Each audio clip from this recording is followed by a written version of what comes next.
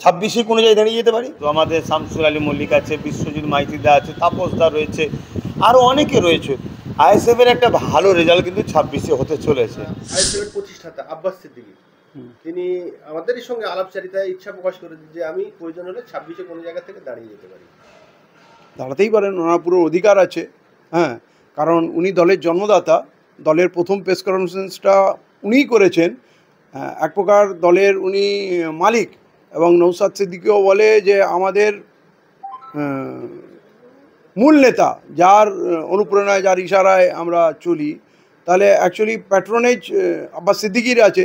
তো তার ইচ্ছা গেলে সে ইলেকশন আইএসএফের ক্যান্ডিডেট হিসাবে লড়তে পারে, বা সামনে এসে প্রকাশ্য নেতৃত্ব দিতে পারে।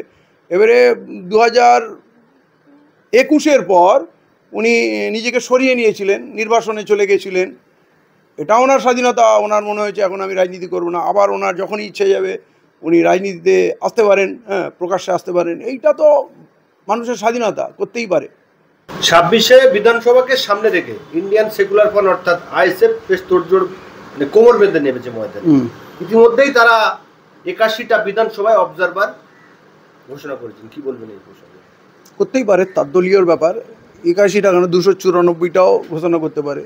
প্রত্যেকটা মানুষ তার সাধ্যমতো চেষ্টা করে, এবং চেষ্টা করা উচিত। যখন রাজনীতি করছে পুরো শক্তি দিয়েই করা উচিত, সিরিয়াসলি করা উচিত। এবং ভালো দৌড়ঝাঁপ করছে, অ্যাক্টিভিটি করছে। এবার তার সাংগঠনিক শক্তি কতটা, কোথায় 81টা দিয়েছে, 81টার মধ্যে কত জায়গায় মজবুত, কি কতটা মজবুত, এইটার বিষয়ে তো আমার কোনো মন্তব্য করার জায়গা নেই। ইতিমধ্যে আমরা দেখলাম যে নওশাদ সিদ্দিকী তিনি একমাত্র ব্যান্ড আইএসএফের, দ্বিতীয় কোনো ব্যান্ড তৈরি হয়ে উঠলো না। এই প্রসঙ্গে আপনি কি বলবেন? একমাত্র মুখ মানে নওশাদ সিদ্দিকী একমাত্র মুখ, আইএসএফের নওশাদ সিদ্দিকী একমাত্র মুখ, আর দ্বিতীয় মুখ এখনো পর্যন্ত নওশাদ সিদ্দিকীর দল বা নওশাদ সিদ্দিকী তৈরি করে উঠতে পারলেন না। কি বলবেন? তৈরি করে উঠতে পারলো না, কাউকে তৈরি করা যায় না, হয়তো মুখ নেই, সেরকম গ্রহণযোগ্য চেহারা হয়তো দলে নেই। হ্যাঁ, তাই এমন তো নয় যে অনেক যোগ্য লিডার আছে তাদেরকে দাবিয়ে রাখা হয়েছে। তো আমার মনে হয় সেখানে যোগ্য লোকের অভাব আছে। হ্যাঁ, সেরকম ব্যক্তিত্ববান বা পলিটিক্যাল ফোরসাইট রাখে, দূরদর্শিতা রাখে, যোগ্যতা রাখে, সেরকম নেতা ওই দলে নেই। তাই জন্যেই আমরা নওশাদ সিদ্দিকীকেই দেখতে পাই।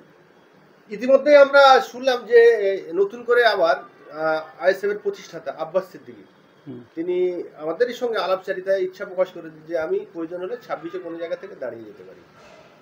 দাঁড়াতেই পারেন, ওনার পুরো অধিকার আছে। হ্যাঁ, কারণ উনি দলের জন্মদাতা, দলের প্রথম প্রেস কনফারেন্সটা উনিই করেছেন। এক প্রকার দলের উনি মালিক, এবং নৌসাদ সিদ্দিকীও বলে যে আমাদের মূল নেতা, যার অনুপ্রেরণায়, যার ইশারায় আমরা চলি, তাহলে অ্যাকচুয়ালি প্যাট্রোনেজ আব্বাস সিদ্দিকীর আছে।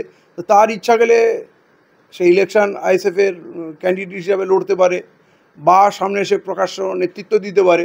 এবারে 2021-এর পর উনি নিজেকে সরিয়ে নিয়েছিলেন, নির্বাসনে চলে গেছিলেন।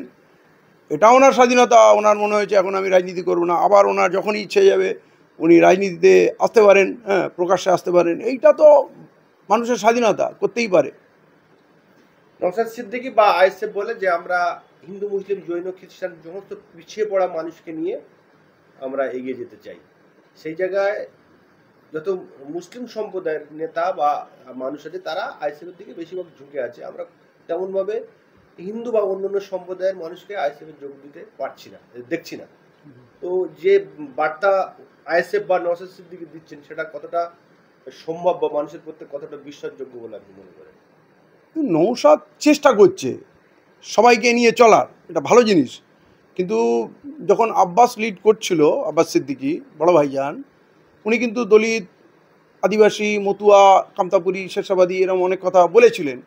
বলার পরে কট্টর ইসলামিক দল এমআইএমের সঙ্গে প্রেস কনফারেন্স করে ফেললেন। আবার সেই কট্টর ইসলামিক দল ছেড়ে দিয়ে চরম নাস্তিক বামফ্রন্টের সঙ্গে হাত মিলিয়ে নিলেন। আবার 24-এ সেই চরম নাস্তিক বামফ্রন্টকে ছুঁড়ে ফেলে দিলেন, কোনো সম্পর্ক রাখলেন না। আবার এখন যদি উনি বলেন যে আমরা দলিত, আদিবাসী সবাইকে নিয়ে চলেন, ভালো কথা, চলাই উচিত। কিন্তু আপনি চট করে রেসপন্স পাবেন না, এইটা এত সহজ ব্যাপার না, এটা কঠিন ব্যাপার।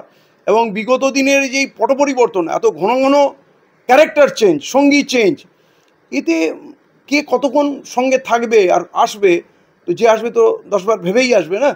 অতএব যেহেতু ও পীরের ঘরের সন্তান, ইসলাম ওদের পরিচয়, অতএব ওদের সঙ্গে মুসলমানরাই থাকবে, এটা স্বাভাবিক। দলিত, আদিবাসী সবাই হু করে চলে আসবে এরকম এখনই কল্পনা করা উচিত না।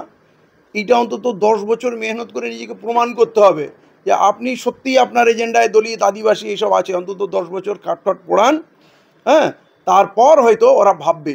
কারণ আমি বলছি, এটা নৌসাদ না, আমার জন্য, সকলের জন্য এটা কঠিনতম কাজ।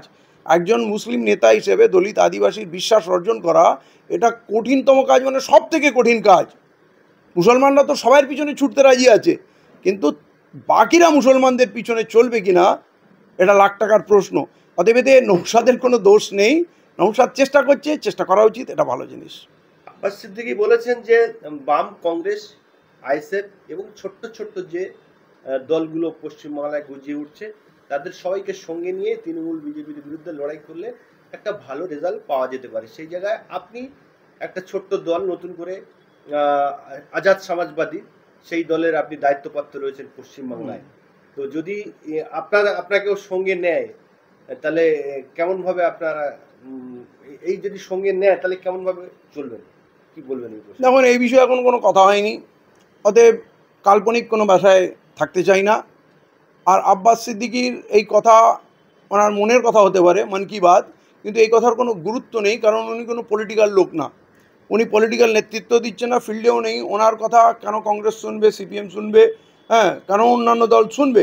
আরে আপনি আগে পলিটিক্সটা করুন, আপনি পলিটিক্স করুন, তারপরে পলিটিক্যাল কথা বলুন, পরামর্শ দিন, খুব ভালো লাগবে। এটা তো বাংলার মানুষ চাইছে যে সমস্ত বিরোধী দলগুলো এককাট্টা হয়ে বিজেপি তৃণমূলের বিরুদ্ধে লড়ুক। অতএব এইটা যদি সবার সদিচ্ছা হয় তাহলে হবে। এখনও পর্যন্ত কোনো সদিচ্ছা কারো সামনে দেখা যায়নি, সবাই একা রাজা হতে চায়।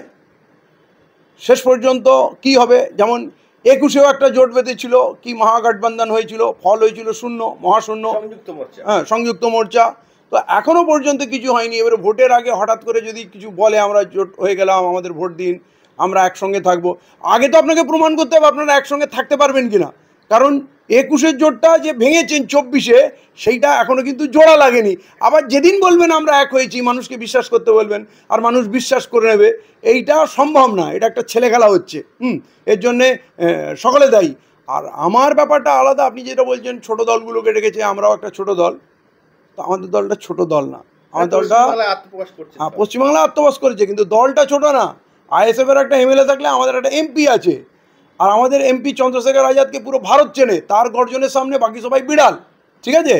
অতএব আজকের দিনেও বলে দিচ্ছি যে আমরা পশ্চিমবাংলাতেও ছোট দল না, আমরা হয়তো খুব চেঁচামেচি করছি না, ঠিক আছে? আমরা ছোট দল না, এটা 2026-এর আগে আপনারা সব প্রমাণ পেয়ে যাবেন।